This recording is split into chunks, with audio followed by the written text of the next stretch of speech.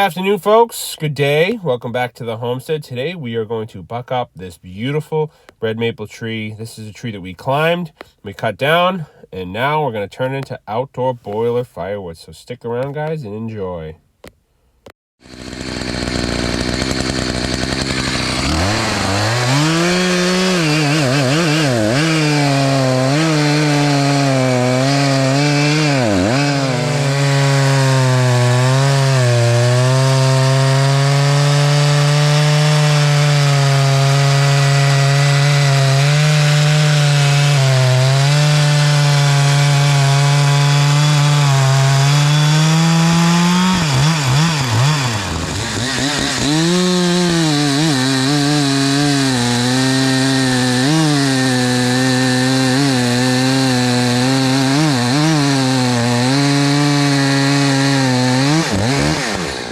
All right, I will say that CS590, that thing cuts great. Are there bigger chainsaws out there? Obviously, of course. But for your average homeowner like myself, it seems to do a good job. So this is going to be outdoor boiler firewood. We have a central boiler CL6048 Classic non-gasification boiler. And we are cutting these to roughly 22 to 23 inches, just enough to fit on our county line splitter. We split them enough to handle. We can burn the big fat rounds if we wanted to, but they're just too heavy to move around. So we split it to the point where it's manageable. And yeah, we feed the furnace. So not bad. Beautiful weather here up in New Hampshire. Spring is in the air. I'm trying to get all my firewood in now. This is the perfect time of the year to cut firewood. We are almost in April. And it's still pretty cold here, not going to lie. It's still pretty chilly. So I'm not complaining at all. I love it. Absolutely nothing wrong with it. So as you can see, I'm kind of using the bar. From the tip of the bar to where the bar nuts are is roughly 24 inches. So anything cut shy of that, I know I can fit on the splitter. I only split about 8 inches or more in diameter. Those two pieces I just cut, I wouldn't run through the splitter. But everything on here is a little bit bigger diameter. I'll cut that a little bit shorter and run it through the splitter, of course. So yeah. Not a bad day, folks. Hope everything is going well in your part of the country, your part of the world. Firewood is a beautiful thing. The more I cut into this tree and the more I did work on it, I realized it was a lot deader than I thought. I thought the rot ended at those pieces you could see me putting in there with no bark on it. And that's how the tree was laying. So this is a good shot too. I wanted to explain something. This is where we started. This is a starting point. This is the first bit of wood from that tree. And you'd be surprised how quickly this woodshed is going to fill up. So as you can see here, if you look on the left side of the screen, I have some split wood, and then I'm loading in some unsplit wood. I like to have a variety during the course of the heating season, depending on what the machine needs. Sometimes I throw in split wood, sometimes I throw in big fat rounds. So anyways, let's start splitting.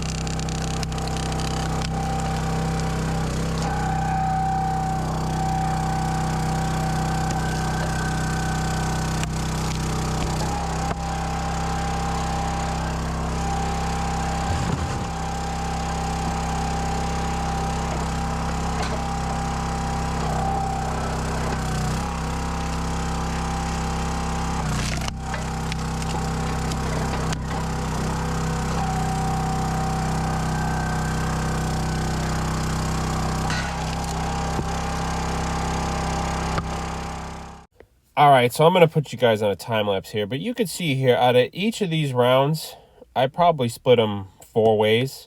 That's a good size. As you see here, I split it once, I split it again, there's a chunk, split it again, there's another chunk, split this one in half, boom, perfect, see you later, bye. This will be good boiler wood. It's maple dries pretty quickly. Yes, these are big rounds, but they're split. Just watch how the maple splits rock. It's very straight, there's no knots. It's such a great firewood. I'm a huge fan of maple. If anything, I don't willy-nilly just cut down trees. This tree was dying, as you can see here, like that piece of bark literally just fell off. This tree was dying, so there's no reversing it, but I would leave every maple tree if I could. I only cut down the ones that break and the ones that die. Because it's a beautiful tree, you can tap them, beautiful leaves. It's a very nice species of wood. It's right in the middle of the pack as far as firewood goes, and it definitely dries super quickly. Splits easy, unless you get that, I think it's called silver maple. I haven't seen it. We don't have much on the property. We have red maple here on our property, but there's like silver maple, I think. It's like super stringy and whatnot, I believe. I could be wrong. I don't know every species of wood, but anyways, we're just chunking it up. And then we got this crotch wood coming up here. I can see here. Yeah, this thing was wild. I wasn't sure if the county line would split it, but sure enough, no question here.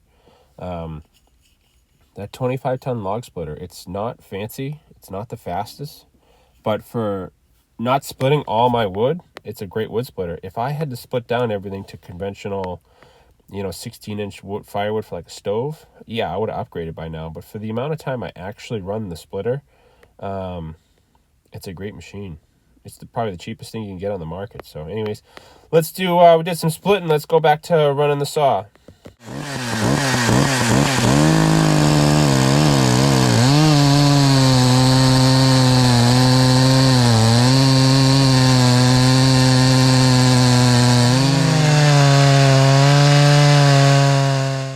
Oh boy, you wait till later in the video. This log was heavy, was awkward. It had that chain in it. It had a chain legit growing through it. I hit it twice. I had to, there's a lot you didn't see. This is just the Hollywood version, but yeah, actually, I do show you the chain, and I'll show it at the end of the video, but check this out right now. Let me switch to that clip.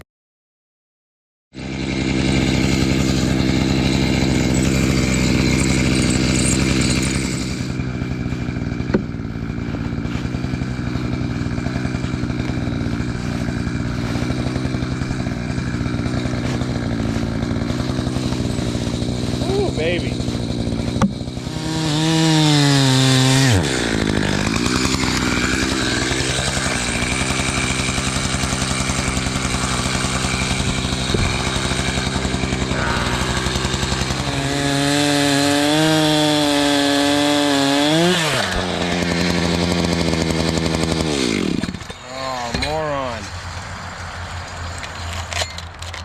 Moron.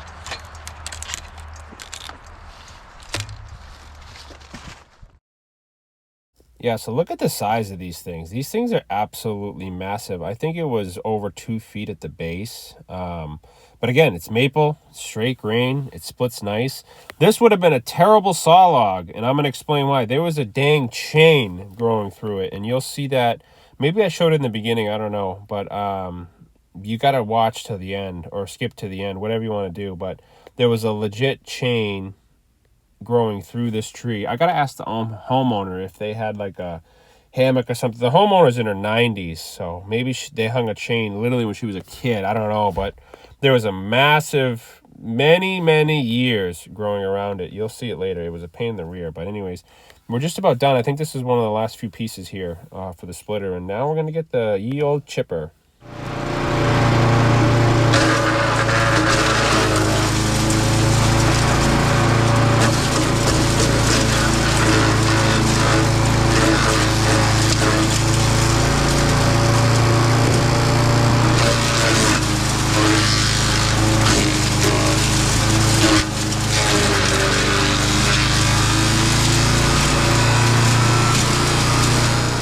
So the homeowner said that they would take care of the brush, but she's in her 90s. I mean, I don't mind running the chipper. This didn't take that long to chip. Plus, I like to run my equipment. I use my equipment. I try not to beat on it, but I use my equipment. I don't like things sitting around. That's when problems develop. So we took an extra 20 minutes to chip all this. Not a big deal. So let's get right into it.